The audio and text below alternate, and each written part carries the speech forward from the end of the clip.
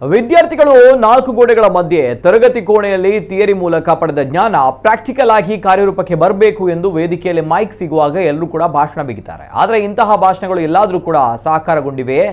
ಬಹುತೇಕ ಖಾಸಗಿ ವೃತ್ತಿ ಶಿಕ್ಷಣ ಸಂಸ್ಥೆಗಳಲ್ಲಿ ಅಗತ್ಯ ಮೂಲ ಸೌಲಭ್ಯಗಳು ಇರುವುದರಿಂದ ಇದು ಸಾಧ್ಯವಾಗಬಹುದು. ಸರ್ಕಾರಿ ವೃತ್ತಿ ಶಿಕ್ಷಣ ಸಂಸ್ಥೆಗಳಲ್ಲಿ ಇದು ಸಾಕಾರಗೊಳ್ಳುವುದು ಅಷ್ಟಕ್ಕಷ್ಟೇ ಎನ್ನುವಂತಹ ವಿಚಾರ ಇದೆ. ಆದರೆ ಮಂಗಳೂರಿನ ಕರ್ನಾಟಕ ಪಾಲಿಟೆಕ್ನಿಕ್ ಇದಕ್ಕೆ ಅಪವಾದ. ಅದು ಹೇಗೆಂದು ಈ ಸ್ಟೋರಿ ನೋಡಿ. ಮಂಗಳೂರಿನ ಕದ್ರಿ ಹಿಲ್ಸ್ ಬಳಿ ಇರುವ ಕೆಪಿಟಿ ಎಂದೇ ಕರೆಯಲ್ಪಡುವ ಕರ್ನಾಟಕ ಪಾಲಿಟೆಕ್ನಿಕ್ ರಾಜ್ಯದ ಪ್ರಮುಖ ವೃತ್ತಿ ಶಿಕ್ಷಣ ಸಂಸ್ಥೆಗಳಲ್ಲಿ ಒಂದು. ಇಲ್ಲಿನ ವಿದ್ಯಾರ್ಥಿನಿಯರ ಶೌಚಾಲಯವು ಮುಖ್ಯ ಕಟ್ಟಡದಿಂದ ಸ್ವಲ್ಪ ದೂರವಿದೆ.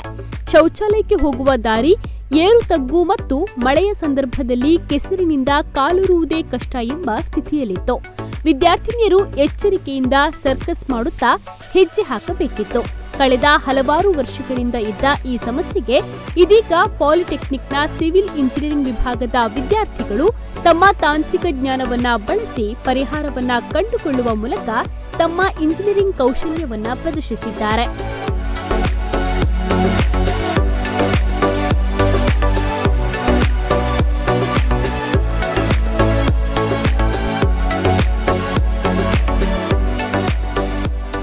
ಪ್ರಥಮವಾಗಿ ವಿದ್ಯಾರ್ಥಿಗಳು ಸಮಸ್ಯೆಯ ಕುರಿತಂತೆ ಸಮೀಕ್ಷೆಯನ್ನ ಕೈಗೆತ್ತಿಕೊಂಡ್ರು.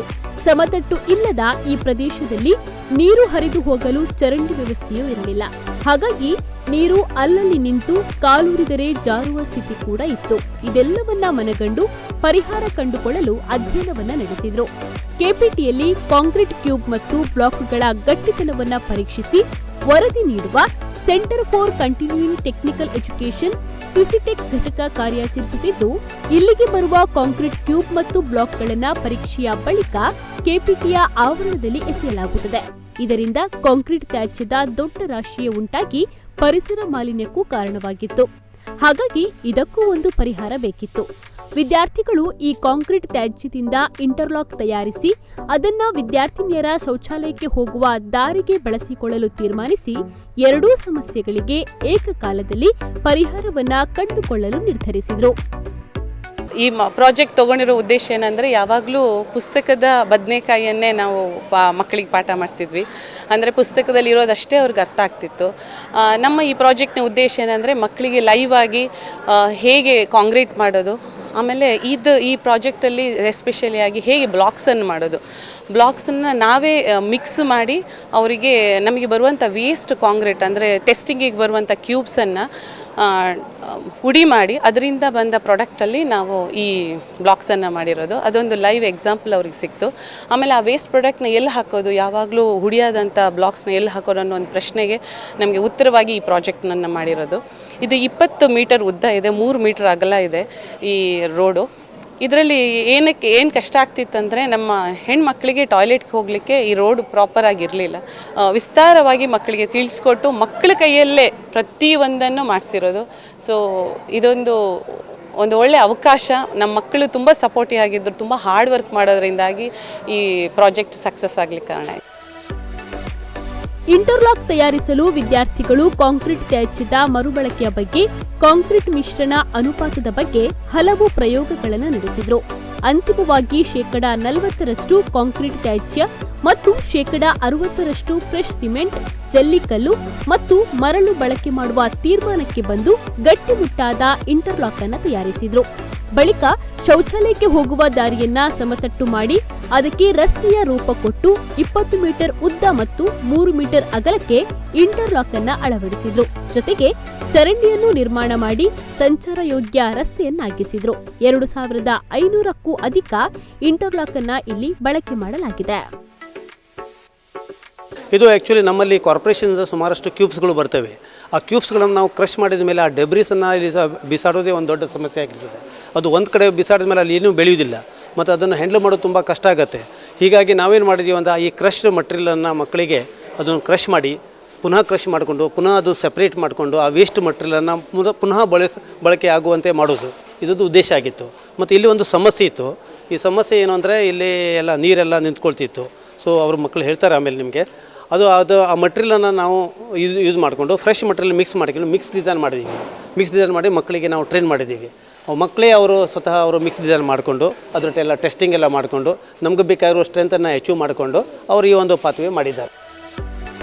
ಈ ಕಾಮಗಾರಿಯನ್ನ ಹೊರಗಿನವರಿಗೆ ಕಾಂಟ್ರಾಕ್ಟ್ ಕೊಟ್ಟು ಮಾಡಿಸುವುದಾದ್ರೆ ಸುಮಾರು 5 ಲಕ್ಷ ರೂಪಾಯಿ ವೆಚ್ಚ ಬೀಳುತ್ತದೆ. ಇಲ್ಲಿ ವಿದ್ಯಾರ್ಥಿಗಳೇ ಕಾಂಕ್ರೀಟ್ ತ್ಯಾಜ್ಯವನ್ನು ಬಳಸಿ ಮಾಡಿದ್ದರಿಂದ ಕಾಲೇಜಿಗೆ ಇದೊಂದು ಕೊಡುಗೆಯಾಗಿದೆ. ಈ ಕಾಮಗಾರಿಗೆ ಸುಮಾರು 2 ವಾರಗಳು ತಗಲಿದೆ. ಅಂದಾಜು 2.5 ಲಕ್ಷ ರೂಪಾಯಿ ಖರ್ಚಾಗಿದೆ.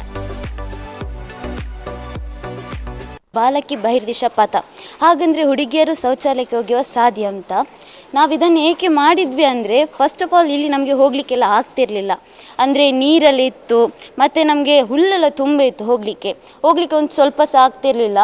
ಆದಮೇಲೆ ನಾವು ಕಲ್ಲೆಲ್ಲ ಇಟ್ಟು ಅದರ ಮೇಲಿಂದ ಹೋಗಲಿಕ್ಕೆ ಟಾಯ್ಲೆಟ್ಗೆಲ್ಲ ಹೋಗಲಿಕ್ಕೆ.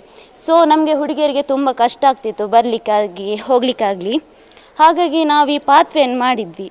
ಅಂದರೆ ಫಸ್ಟ್ ಇದನ್ನು ಕಾರ್ಪೊರೇಷನಿಂದ ನಮಗೆ ಟೆಸ್ಟಿಗೆ ಕ್ಯೂಸ್ ಬರ್ತದೆ. ಸೊ ಅದನ್ನೆಲ್ಲ ನಾವು ಯೂಸ್ ಆದದನ್ನೆಲ್ಲ ಕ್ರಷ್ ಮಾಡಿದ್ದನ್ನು 40% ಹಾಕಿ, ಫ್ರೆಶ್ ಮೆಟೀರಿಯಲ್ಸನ್ನು 60% ಹಾಕಿ ನಾವು ಈ ಪೇವರ್ಸನ್ನು ರೆಡಿ ಮಾಡಿದ್ದೇವೆ. ಟೋಟಲಾಗಿ 300 ಪೇವರ್ಸ್ ತನಕ ನಾವು ಮಾಡಿದ್ದೇವೆ.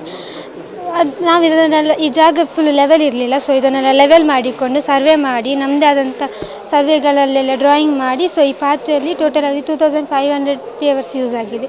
ಮಿನಿಮಮ್ ಹೊರಗಡೆ ಕಾಸ್ಟಲ್ಲಿ ಆದರೆ 5 ಲ್ಯಾಕ್ ತನಕ ಆಗ್ತದೆ. ಸೊ ನಾವು ಇದನ್ನು ನಾವೇ ರೆಡಿ ಮಾಡಿರೋದು. ಥಿಯರಿಯಿಂದ ಪ್ರಾಕ್ಟಿಕಲ್ಗೆ ಇಳಿದ ಈ ಯೋಜನೆಯ ಬಗ್ಗೆ ವಿದ್ಯಾರ್ಥಿಗಳು ತುಂಬಾ ಖುಷಿಯಾಗಿದ್ದಾರೆ. ಈ ಯೋಜನೆ ಕಾರ್ಯಗತವಾಗಲು ಶಿಕ್ಷಕರು ನೀಡಿದ ಮಾರ್ಗದರ್ಶನ ಮತ್ತು ಸಲಹೆಗಳನ್ನು ಅವರು ಸ್ಮರಿಸಿಕೊಂಡಿದ್ದಾರೆ. ಟ್ರೈನರ್ ಅಂದರೆ ನಮ್ಮದು ಸಿವಿಲ್ ಡಿಪಾರ್ಟ್ಮೆಂಟ್ ಎಲ್ಲ ಲೆಕ್ಚರ್ಸ್ ಅಷ್ಟೇ, ಅವರು ಎಲ್ಲ ಗೈಡ್ ಮಾಡಿ ನಮಗೆ ಹೇಳಿಕೊಟ್ಟಿದ್ದಾರೆ ಹೇಗೆ ಮಾಡಬೇಕು ಹೇಗೆ ಮಾಡಬಾರ್ದು ಅಂತ. ಅದೇ ರೀತಿ ಅವ್ರು ಹೇಳಿದಾಗೆ ಕಾರ್ಪೊರೇಷನಿಂದ ಬ್ಲಾಕ್ಸ್ ಎಲ್ಲ ಬರ್ತಿತ್ತಲ್ಲ, ಅದನ್ನು ಟೆಸ್ಟ್ ಮಾಡಿದ ಮೇಲೆ ತುಂಬ ಈಗ ಹೊರಗೆ ಬಿಸಾಡಿದರೆ ಅದು ಸಹ ಒಂದು ವೇಸ್ಟಾಗಿ ಆಗ್ತಿತ್ತು. ಅದಕ್ಕೆ ಅದನ್ನೊಂದು ಯೂಸ್ ಮಾಡಿ ಅದನ್ನೇ ಕ್ರಷ್ ಮಾಡಿ ನಾವು ಅದರದ್ದೇ 40% ಮೆಟೀರಿಯಲ್ ವೇಸ್ಟ್ ಮೆಟೀರಿಯಲ್ ಹಾಕಿ ನಾವು ಹೊಸ ಮಟೀರಿಯಲ್ ಒಂದು 60% ಹಾಕಿ ಬ್ಲಾಕ್ಸ್ ಎಲ್ಲ ಪೇವರ್ಸ್ ಮಾಡಿದ್ದೇವೆ. ಅದನ್ನೇ ನಾವೊಂದು ಟೋಟಲ್ ಆಗಿ ಒಂದು ಫಸ್ಟ್ ಅಲ್ಲ ನಾವು ಮಾಡೋದು, ಅದಕ್ಕೆ ಸ್ವಲ್ಪ 2 ವಾರ ಅಷ್ಟು ಟೈಮ್ ತೊಗೊಂಡಿದೆ ಫುಲ್ ಕಂಪ್ಲೀಟ್ ಮಾಡಲಿಕ್ಕೆ. ಒಂದು ಕಾಸ್ಟ್ ಅರೌಂಡು 2.5 to 3 lakhs ಆಗ್ತದೆ ಟೋಟಲ್ ಪ್ರಾಜೆಕ್ಟ್ ಇದು ಕಾಸ್ಟ್. ಸಿವಿಲ್ ಇಂಜಿನಿಯರಿಂಗ್ ವಿಷಯಕ್ಕೆ ಇತ್ತೀಚಿನ ವರ್ಷಗಳಲ್ಲಿ ಬೇಡಿಕೆ ಕಡಿಮೆಯಾಗಿದ್ದು, ಕೆಲವು ಇಂಜಿನಿಯರಿಂಗ್ ಕಾಲೇಜುಗಳಲ್ಲಿ ಸಿವಿಲ್ ಇಂಜಿನಿಯರಿಂಗ್ ವಿಭಾಗಗಳನ್ನು ಮುಚ್ಚಲಾಗಿದೆ. ಆದರೆ ಡಿಪ್ಲೊಮಾ ಸರ್ಟಿಫಿಕೇಟ್ ನೀಡುವ ಪಾಲಿಟೆಕ್ನಿಕ್ಗಳಲ್ಲಿ ಸಿವಿಲ್ ಇಂಜಿನಿಯರಿಂಗ್ ವಿಭಾಗ ಇನ್ನೂ ಕೂಡ ಉಳಿದುಕೊಂಡಿದೆ.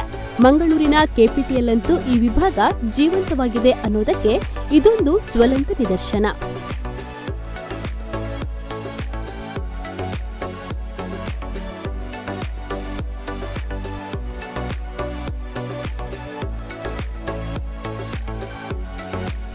ರವೀಶ್ ಮಾಣಿಲ, ನಮ್ಮ ಕುಡ್ಲ, 24x7 ಮಂಗಳೂರು.